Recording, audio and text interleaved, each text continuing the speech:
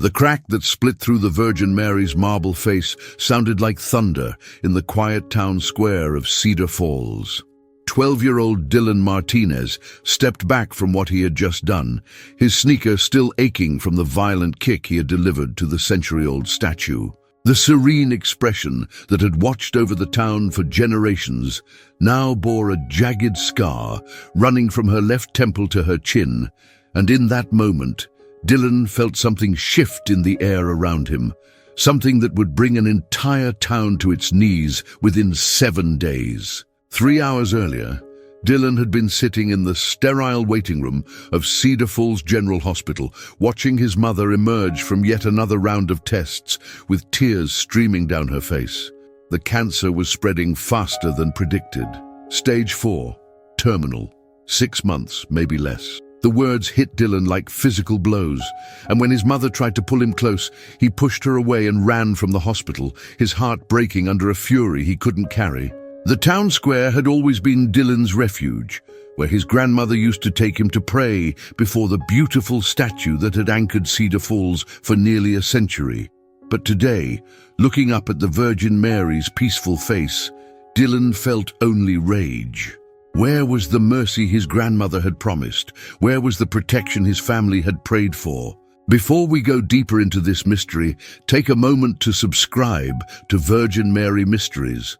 Stories like this are too powerful to experience alone. Tell us in the comments where you're watching from and share these words. Broken but blessed, because sometimes our deepest cracks become the places where grace pours in. Dylan's kick had been fueled by months of helpless anger, but the moment his foot connected with the marble, he knew he had crossed a line that could never be uncrossed. The statue, donated by his own great-grandmother Rosa Martinez in 1943, had been the spiritual heart of their small Colorado town. Now it stood wounded, and Dylan was the one who had wounded it. As he stood there, trembling, Dylan heard the church bells of St. Catherine's begin to ring, not the scheduled hourly chimes, but an urgent, continuous pealing that echoed across the valley. Father Miguel would later say that no one had pulled those bell ropes, that the ancient mechanism had somehow triggered itself at exactly 3:47 p.m. Within minutes, Dylan's phone buzzed with a text from his mother. "Hospital calling. Something about new test results. They want me back immediately." The doctors had just finished her tests 3 hours ago. They had told them to wait for results next week. Why were they calling her back now? Dylan looked up at the damaged statue one more time, at the crack that seemed to catch the afternoon light like trapped lightning. Had he just sealed his mother's fate with his moment of rage? Or had he somehow set something in motion that defied every law of medicine and reason?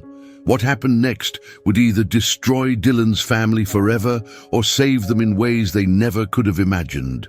The Martinez family had built their lives around faith. Dylan's great-grandmother Rosa had arrived in Cedar Falls in 1943, a young widow carrying her infant daughter and an unwavering devotion to the Virgin Mary that had sustained her through her husband's death in the Pacific Theater.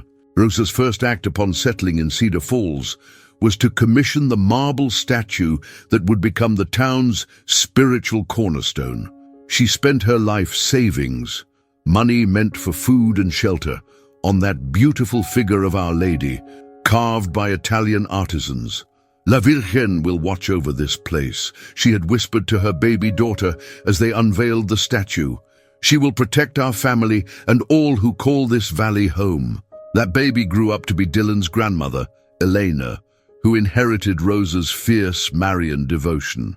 Elena's daughter, Carmen, Dylan's mother, had been raised on stories of miraculous interventions and answered prayers.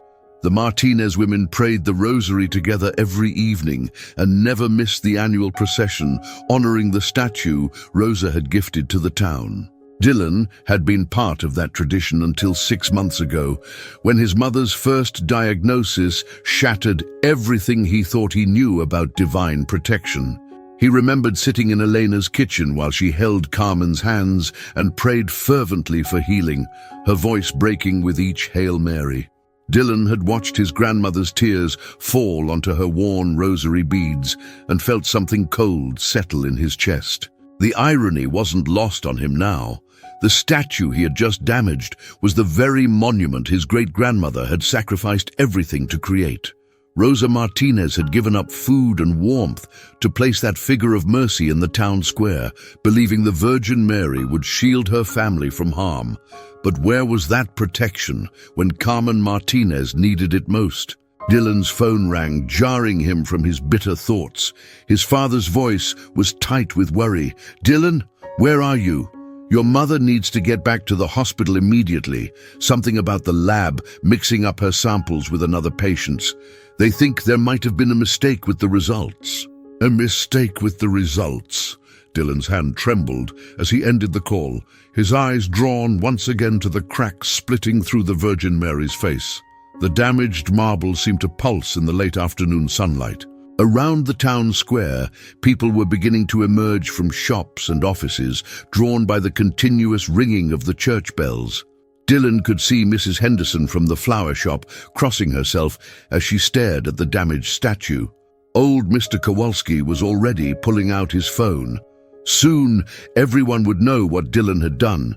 Soon, the whole town would learn that Rosa Martinez's own great-grandson had destroyed her legacy in a moment of faithless fury. But first, Dylan had to face whatever truth was waiting for his mother at the hospital. At Cedar Falls General Hospital, Dr. Patricia Hendricks stared at the computer screen in disbelief, scrolling through Carmen Martinez's test results for the third time. In 22 years of oncology practice, she had never seen anything like this. The blood work from this afternoon showed markers that were completely inconsistent with the samples drawn just 3 hours earlier. Not slightly different, impossibly dramatically different. "Run the tests again," she told her lab technician, Maria Santos. "Something is wrong here." Maria had already checked everything twice. "Dr. Hendricks, I verified the patient ID, the chain of custody, everything. These samples are definitely from Carmen Martinez, drawn at 12:45 p.m. But the cancer markers..." She paused, clearly struggling with what she was seeing. "They're not just lower, they're at levels we'd expect from someone in complete remission." Dr. Hendricks picked up her phone with trembling fingers. This made no medical sense, but she couldn't ignore results this dramatic. Whether it was a laboratory error or something else entirely, Carmen Martinez needed to be back at the hospital immediately. Meanwhile, across town, Dylan was running through the streets toward the hospital, his heart pounding with equal parts dread and desperate hope. As he passed the grocery store, he heard Mrs. Chen talking urgently to her husband in the parking lot.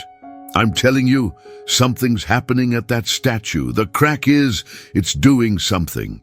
At the hardware store, Dylan caught fragments of another conversation. "Never seen anything like it. The light just seems to gather there."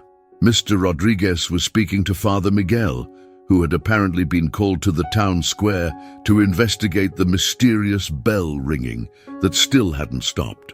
Dylan arrived at the hospital just as his parents were walking toward the entrance. His mother's face was pale but determined, while his father looked like a man preparing for the worst possible news. They didn't speak during the elevator ride to the oncology floor, and Dylan found himself silently repeating fragments of prayers his grandmother had taught him years ago. If this story is pulling you in, subscribe now and tell me in the comments what you believe is really happening. Your insight might reveal something we haven't seen yet. Dr. Hendricks met them in her office, and Dylan could see immediately that something had shaken her usual calm professionalism. "Carmen, I need you to understand that what I'm about to tell you defies my medical training. Your blood work from this afternoon shows cancer markers at levels consistent with complete remission." The silence in the room was absolute. Dylan felt his mother's hand find his and squeeze so tightly it hurt. His father made a sound somewhere between a sob and a laugh. "But that's impossible," Carmen whispered. "The scans this morning showed..." "I know what the scans showed," Dr. Hendricks interrupted gently. "That's why I need to run more tests immediately, and I want to repeat your imaging studies. because either we're dealing with the most extraordinary laboratory error in my career or—" She paused, clearly struggling with the implications of what she was suggesting. "Or what?" Dylan's father asked, his voice barely audible. Dr. Hendricks looked out her office window, where the church bells of St. Catherine's could still be heard ringing across the valley. "Or something is happening here that medical science can't explain." 3 miles away, at the town square, the crack in the Virgin Mary's face had begun to emit a soft, steady light, visible even in the late afternoon sun. By Thursday morning, news of Dylan's attack on the statue had spread through Cedar Falls like wildfire. Dylan woke to the sound of angry voices gathered outside his family's small adobe house on Maple Street. Through his bedroom window, he could see at least 15 neighbors holding handmade signs demanding justice for the desecration of their beloved monument. "Arrest the boy!" Mrs. Patterson was shouting, her voice carrying across the yard. "That statue has protected this town for 80 years, and this delinquent destroyed it in a fit of rage." Dylan's father, Luis, stepped onto the front porch with his hands raised in a gesture of peace. "Please, everyone, let's not turn this into something ugly. Dylan is 12 years old, and our family is going through—" "Going through what?" interrupted Tom Bradley, the mayor's brother. "Everyone in this town has problems, Luis, but we don't take our anger out on sacred objects. That boy needs to face consequences." Dylan watched from behind his bedroom curtain as the crowd grew larger and more agitated. He recognized faces he had known his entire life. People who had smiled at him during Sunday Mass, who had given him candy during the town's Christmas parade. Now, they looked at his house with a mixture of rage and disgust that made his stomach churn with shame. But then Dylan's 8-year-old sister Emma came running through the front door, her school backpack bouncing against her small frame. "Mummy! Mummy!" she called out breathlessly. "Something amazing happened at school. You have to come see." Carmen emerged from the kitchen, still pale from the previous day's impossible hospital visit. The new blood tests had confirmed what Dr. Hendricks had barely dared to believe. Carmen Martinez was somehow, inexplicably, in complete remission. "What happened, mija?" The water at school." Emma's eyes were wide with excitement. "Mrs. Rodriguez says it's a miracle." Luis stepped back inside, closing the door against the angry voices outside. "Slow down, Emma. What water?" "The fountain in the playground. Yesterday it was broken and rusty and gross, but today it's beautiful. The water is so clear and cold, and it tastes like heaven." Carmen and Luis exchanged a worried glance. Cedar Falls Elementary had been struggling with their water system for months. The old fountain had been declared unsafe and cordoned off with yellow tape just last week. "Mrs. Rodriguez made us all line up to drink from it," Emma continued, practically bouncing with enthusiasm. "And Tommy Martinez, the one with the bad asthma? He drank some water and his wheezing just stopped, right there in front of everyone." Through the front window, Dylan could see that some of the protesters had noticed cars pulling up at the elementary school across the street. Parents were getting out and walking quickly toward the building, their expressions shifting from curiosity to amazement as they approached the playground. Father Miguel's car pulled into the school parking lot, followed immediately by the mayor's official vehicle. Carmen grabbed her purse with shaking hands. "We need to go see this for ourselves." But as the Martinez family prepared to leave their house, Dylan caught sight of something that made his blood run cold. In the crowd of protesters still gathered outside, old Mrs. Kowalski was pointing directly at him through the window, her face twisted with a rage that looked almost supernatural. "There he is!" she shrieked. "The boy who broke our protection. Whatever's happening now, it's his fault." The emergency town meeting at Cedar Falls Community Center was standing room only by Friday evening. Mayor Patricia Wells had called the gathering after the third impossible event in as many days, and news vans from Denver and Colorado Springs lined the streets outside. Dylan sat between his parents in the back row, trying to make himself invisible while the entire town buzzed with excitement, fear, and confusion. The first incident after Emma's school fountain had occurred Thursday afternoon at the fire station. Chief Martinez, no relation to Dylan's family, had been demonstrating the department's aging ladder truck to a group of visiting officials when the hydraulic system catastrophically failed. The 40-foot ladder, with firefighter Jake Peterson at the top, had begun a deadly plummet toward the concrete below. In that split second, according to 7 witnesses, a beam of light from the direction of the town square seemed to catch the falling ladder and slow its descent just enough for Peterson to jump to safety with only minor injuries. The second miracle happened Thursday night at the Riverside nursing home. 91-year-old Agnes Morrison had been in the final stages of pneumonia, with her family gathered for what doctors believed would be her last hours. At exactly midnight, according to the night nurse, Agnes sat up in bed, asked for water, and began breathing normally. By morning, her lungs were completely clear, and she was asking for scrambled eggs and coffee. Dr. Hendricks, who had been consulting on Mrs. Morrison's care, could only shake her head in bewilderment. But the third intervention was the most dramatic yet. Friday morning, 8-year-old Maria Santos, the lab technician's daughter, had fallen through the ice on Miller's Pond during a school field trip. The water was 12 feet deep and freezing cold, and Maria couldn't swim. She had disappeared beneath the surface for nearly 4 minutes while rescue teams struggled to reach her. When they finally pulled her from the water, she was blue and unresponsive. Then, as paramedic Jennifer Walsh performed CPR, something extraordinary happened. A warm breeze had swept across the frozen pond, carrying with it the unmistakable scent of roses. Maria's eyes had opened. She had coughed up the pond water and sat up asking for her mother. No hypothermia, no brain damage from oxygen deprivation, no explanation that made medical sense. 3 miracles in 3 days, Mayor Wells announced to the packed community center, all occurring since the incident at our town statue. Now, I'm not saying these events are connected, but she gestured toward the back of the room where television crews were recording everything. The world is watching Cedar Falls now. We need to decide how we're going to handle this attention. Father Miguel stood up from the front row, his weathered hands gripping his wooden walking stick.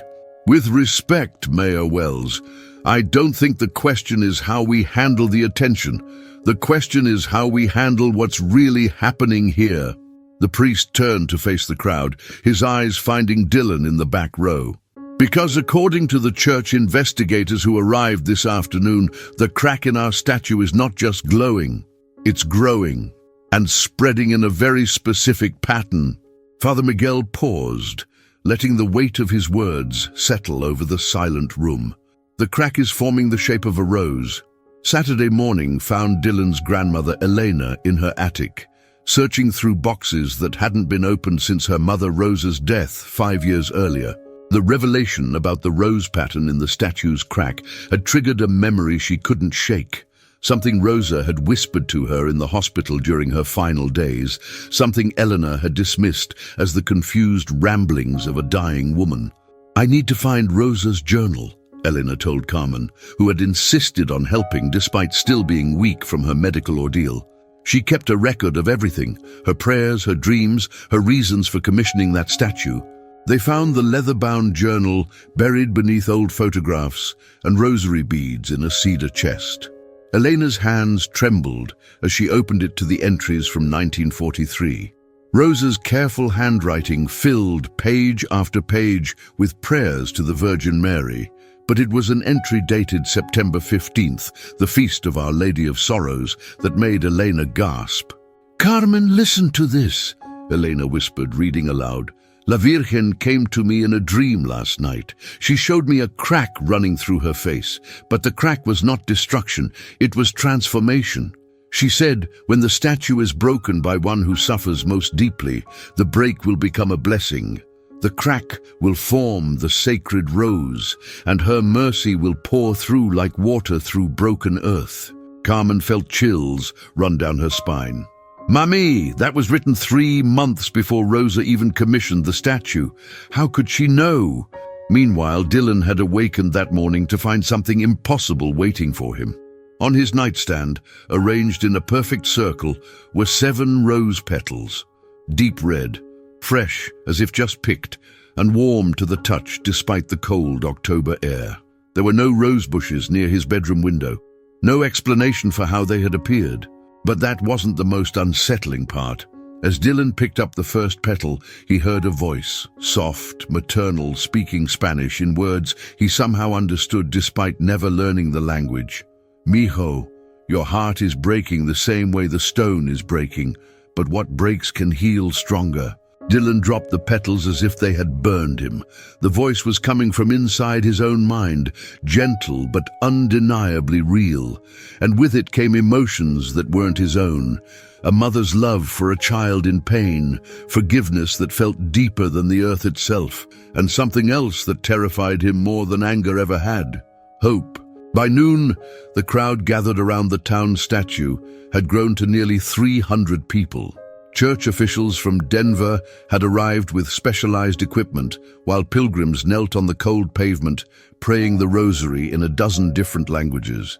But what commanded everyone's attention was the crack itself, which had grown overnight and now clearly formed the perfect outline of a blooming rose, glowing with a light that cameras couldn't quite capture. Dr. Hendricks stood at the edge of the crowd, checking her phone for the 4th time in 10 minutes.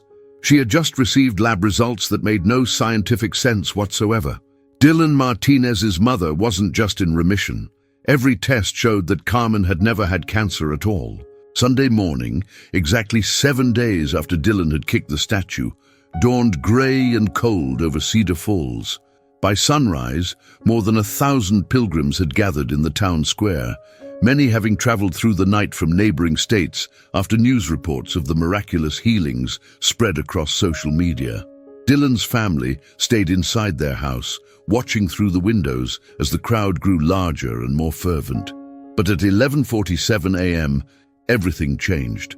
Carmen Martinez collapsed in her kitchen without warning, not a gentle fainting, a violent seizure that sent her crashing into the counter, her body convulsing as blood pooled beneath her head.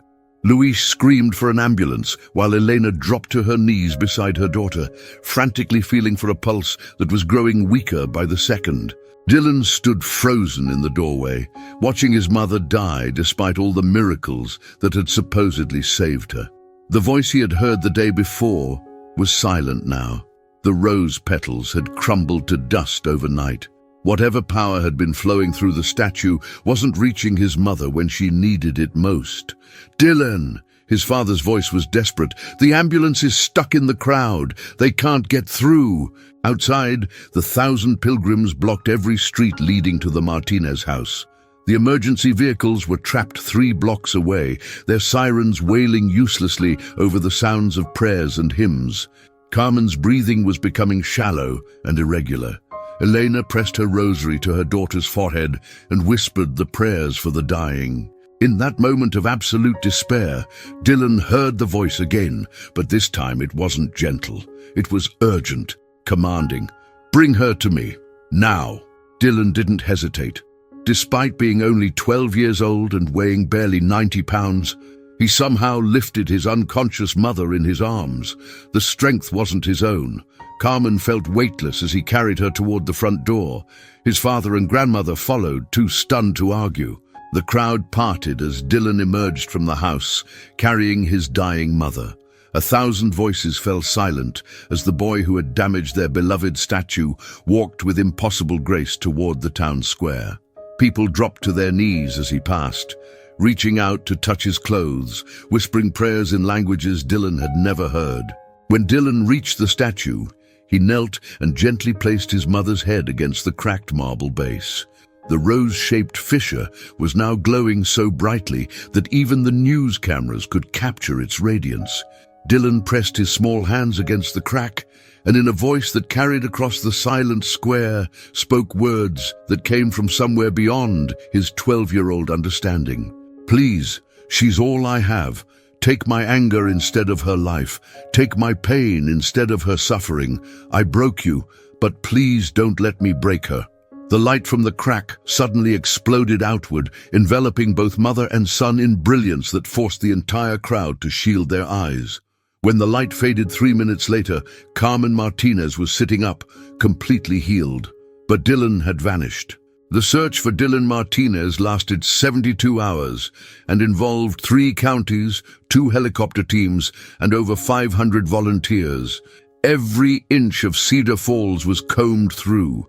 Abandoned buildings, hiking trails, the riverbank, even the old mine shafts in the foothills. But 12-year-old Dylan had simply vanished as if he had never existed, leaving behind only the memory of his desperate prayer and his mother's impossible healing. Carmen Martinez sat vigil by the statue for 3 straight days, refusing to leave the spot where she had last seen her son. She was completely healthy. Every medical test confirmed that not only was she cancer-free, but her body showed no signs that cancer had ever existed. Yet the joy of her healing was overshadowed by the agony of Dylan's disappearance. She pressed her hands against the rose-shaped crack in the marble, whispering the same words over and over. "Give him back to me. Please give him back." On Wednesday afternoon, Eleanor arrived at the town square carrying Rosa's journal and a revelation that changed everything. She had found another entry, dated December 8, 1943, the feast of the Immaculate Conception. Rosa had written, "The Virgin told me the boy who breaks the statue will also be the boy who heals the town, but the healing will require a sacrifice, not of life, but of anger. When he lets go of his pain completely, he will find his way home." Father Miguel gathered the town that evening to share Elena's discovery. As the sun set over Cedar Falls, casting long shadows across the square, the priest read Rosa's prophetic words aloud to the crowd of pilgrims who still maintained their vigil around the statue. "Perhaps," Father Miguel said, his voice carrying across the quiet square, "Dylan hasn't disappeared. Perhaps he's simply learning something that the rest of us have forgotten, that sometimes we have to lose ourselves completely before we can be found." The transformation of Cedar Falls had been profound. The fire department reported that Jake Peterson, the firefighter saved by the mysterious light beam, had started a support group for families facing medical crises. The nursing home had become a place where families from across the region brought their elderly relatives, hoping for healing, but often finding something more precious: peace and acceptance. The elementary school's fountain continued to flow with impossibly pure water, and children lined up each morning not just to drink, but to make wishes and say small prayers. Dr. Hendricks had established a free clinic in the community center, funded by donations from pilgrims who came seeking miracles but stayed to volunteer. The town that had once been divided between those seeking justice against Dylan and those witnessing the impossible was now united in a single purpose, caring for one another with the kind of love they had witnessed in a 12-year-old boy's desperate prayer. The rose-shaped crack in the statue continued to glow softly each evening at sunset, and many claimed they could smell the faint scent of roses when they knelt to pray. But the real miracle wasn't in the marble. It was in the hearts of the people who had learned to see suffering not as punishment, but as an invitation to love more deeply. Carmen Martinez refused to give up hope because a mother's love knows no limits. And on Thursday morning, her vigil would finally be rewarded. Thursday morning broke with the kind of crystalline clarity that only comes after a storm has passed. Carmen Martinez was kneeling before the statue as she had been for 4 days, her lips moving in silent prayer, when she felt a gentle hand touch her shoulder. She looked up expecting to see Elena or Luis, but instead found herself gazing into the face of her 12-year-old son. Dylan looked different, not older but somehow more peaceful. His eyes held a depth that hadn't been there before, as if he had seen something beyond the realm of ordinary experience and returned with its wisdom. "Mommy," he whispered, his voice soft but clear. "I'm sorry, I made you worry." Carmen pulled him into her arms with a sob of relief that echoed across the quiet square. Dylan felt solid and real and wonderfully alive, though he was dressed in the same clothes he had worn 4 days earlier and showed no signs of having been outdoors or in hiding. He smelled faintly of roses. "Where were you?" Carmen asked, holding his face in her hands, searching his eyes for answers. Dylan glanced at the statue, at the rose-shaped crack that continued to glow softly in the morning light. "I was learning," he said simply. "Learning that being angry at God doesn't make him love you less. Learning that sometimes the thing that breaks is the thing that needs to break so something better can grow." Father Miguel arrived within minutes, alerted by the shouts of joy from early morning pilgrims. As news of Dylan's return spread through the town, people emerged from shops and houses to witness the reunion. But there was no anger in their faces now, no demands for justice or punishment. Instead, there was wonder and gratitude and a quiet recognition that they had all been part of something far greater than themselves. Dylan approached the statue and placed his small hand against the rose-shaped crack. "I'm sorry I hurt you," he whispered, "but thank you for showing me that broken things can still be beautiful." As if in response, the crack stopped glowing. The mysterious light that had emanated from it for 7 days simply faded, leaving behind only marble scarred by a perfect rose pattern. But the real transformation had never been in the stone. It had been in the hearts of everyone who had witnessed what happens when rage transforms into redemption. 1 month later, Cedar Falls had become a place of pilgrimage, but not for the statue itself. People came to see a community that had learned to love their neighbor's pain as deeply as their own joy. They came to drink from a fountain that ran clear and sweet. They came to meet a 12-year-old boy who had discovered that the deepest cracks in our hearts are where the light gets in. Dylan Martinez no longer kicked anything in anger. Instead, he spent his afternoons helping his grandmother tend a garden of roses planted around the base of the statue, flowers that bloomed impossibly bright in Colorado's harsh climate, as if sustained by something more than soil and water. If this story moved you, subscribe to Virgin Mary Mysteries so you never miss the next chapter in these extraordinary mysteries. And if you believe that our deepest wounds can become our greatest gifts, write sacred scars in the comments below. Let's create a prayer chain of healing that reaches around the world.